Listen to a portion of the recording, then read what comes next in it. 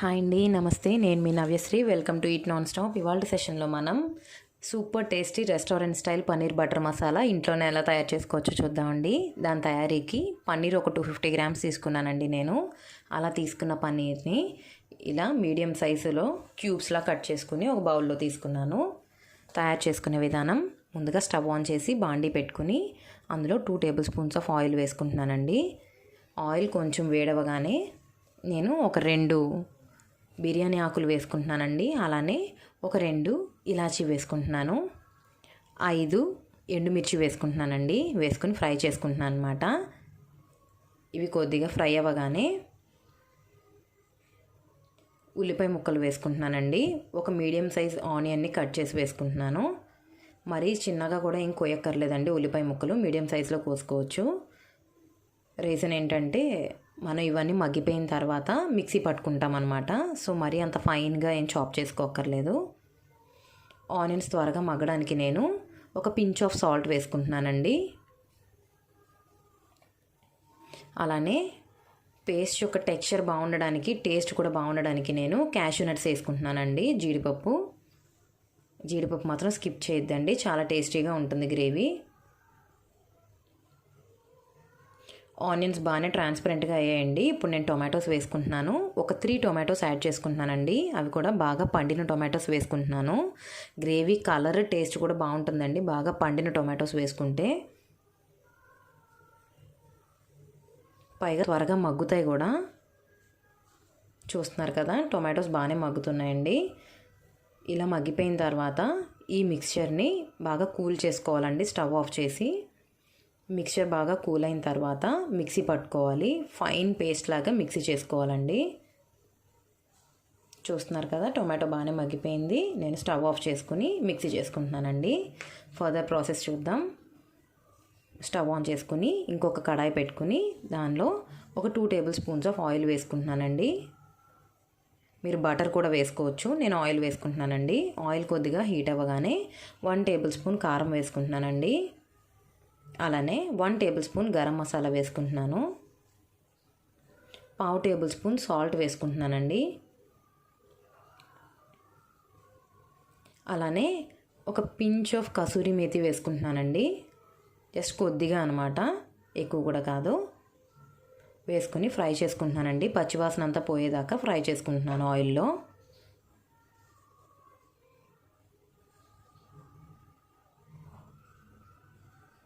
బాగానే ఫ్రై అయ్యాయండి. ఇప్పుడు నేను మిక్సీ పట్టుకున్న పేస్ట్ ఉంది కదా, ఆ పేస్ట్ని యాడ్ చేసుకుంటున్నాను అనమాట ఈ కడాయిలోకి.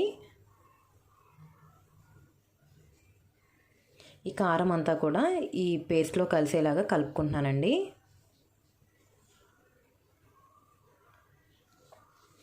పేస్ట్ కొంచెం చిక్కగా ఉంది కదండి, కొద్దిగా వాటర్ పోసుకుంటున్నాను అనమాట. అది డైరెక్ట్గా పోసుకోకుండా మిక్సీ జార్లోకి తీసుకున్న వాటర్, అందులో ఇంకా కొద్దిగా పేస్ట్ ఉంటుంది కదండి, సో అట్లా మిక్సీ జార్లో పోసుకున్న వాటర్ని ఇందులో పోసుకుంటున్నాను అనమాట.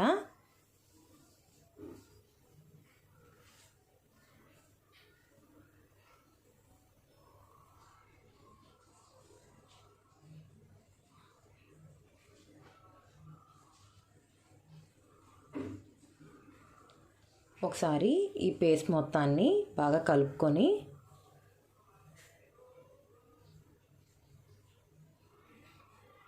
దీనికి ఒక 1/2 టేబుల్ స్పూన్ షుగర్ యాడ్ చేస్తున్నానండి. నేను ఎక్కువగా వేయకూడదు, జస్ట్ ఓన్లీ ఒక క్వార్టర్ టేబుల్ స్పూన్ సరిపోతుందండి. అలానే ఒక 2 గ్రీన్ చిల్లీస్ వేసుకుంటున్నానండి. చీలికల్లాగా కట్ చేసి వేసుకుంటున్నాను అనమాట పచ్చిమిర్చి. ఇంకా కొద్దిగా ఘాటుగా తినాలనుకున్న వాళ్ళు 4-5 కూడా వేసుకోవచ్చు. నేను ఓన్లీ 2 వేసుకున్నాను ఇక్కడ. ఇప్పుడు మూత పెట్టి ఒక 10 నిమిషాల సేపు ఈ గ్రేవీని ఉడికించుకోవాలండి. బాగా దగ్గర పడాలి ఇది. చూస్తున్నారు కదా, ఇప్పుడు నేను పన్నీర్ క్యూబ్స్ యాడ్ చేసుకుంటున్నానండి. మరి చిన్నగా కట్ చేయకూడదండి. పన్నీర్ మీడియం సైజులో కట్ చేసుకోవాలి. క్యూబ్స్ని జాగ్రత్తగా మిక్స్ చేసుకోవాలండి. చాలా జెంటిల్గా మిక్స్ చేయాలన్నమాట, లేదంటే ఆ క్యూబ్స్ ఇరిగిపోయే ప్రమాదం ఉంది.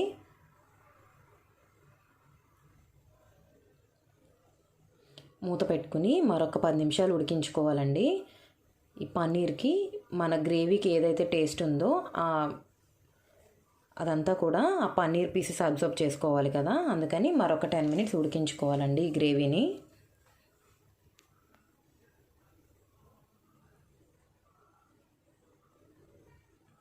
చూస్తున్నారు కదా, ఒక 10 మినిట్స్ తర్వాత చూస్తున్నారు కదా గ్రేవీ ఇంకా దగ్గర పడింది. ఇప్పుడు నేను 1 టేబుల్ స్పూన్ ఫ్రెష్ క్రీమ్ వేసుకుంటున్నానండి. ఫ్రెష్ క్రీమ్ మిస్ చేయొద్దండి అసలు, ఎందుకంటే గ్రేవీ బాగా క్రీమీ టెక్స్చర్ వచ్చేదే క్రీమ్తో అనమాట.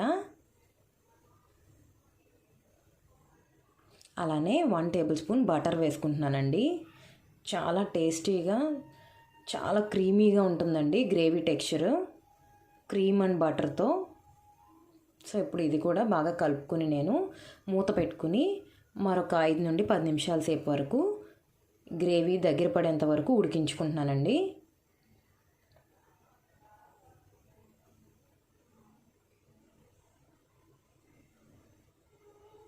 చూస్తున్నారు కదా ఫ్రెండ్స్, పైకి మనకి ఆయిల్ ఎలా తేలిపోయిందో. సో మన పనీర్ బటర్ మసాలా రెడీ అనమాట. సర్వ్ చేసుకోవడమే ఫ్రెండ్స్. ఈ పనీర్ బటర్ మసాలా రోటీలోకి కానీ, రైస్లోకి కానీ, వెజ్ బిర్యానీలోకి కానీ ఎందులో కన్నా సరే చాలా సూపర్ టేస్టీగా ఉంటుంది. యాజ్ ఇట్ ఈజ్ మనకి రెస్టారెంట్ టేస్ట్ వస్తుంది ఫ్రెండ్స్. మనం చేసామంటే కూడా నమ్మరు మన ఇంట్లో వాళ్ళు. పనీర్ పీస్ చూసారు కదా ఎంత సాఫ్ట్గా ఉందో. నేను రోటీతో టేస్ట్ చేస్తున్నాను. మీరు కూడా ట్రై చేసి మీ ఫ్యామిలీ మెంబర్స్ అందరికీ సర్వ్ చేసి టేస్ట్ చూపించండి ఎలా ఉందో. మీ అందరికీ ఎలా వచ్చిందో నాకు కామెంట్ సెక్షన్లో తెలియచేయండి ఫ్రెండ్స్. Thanks for watching.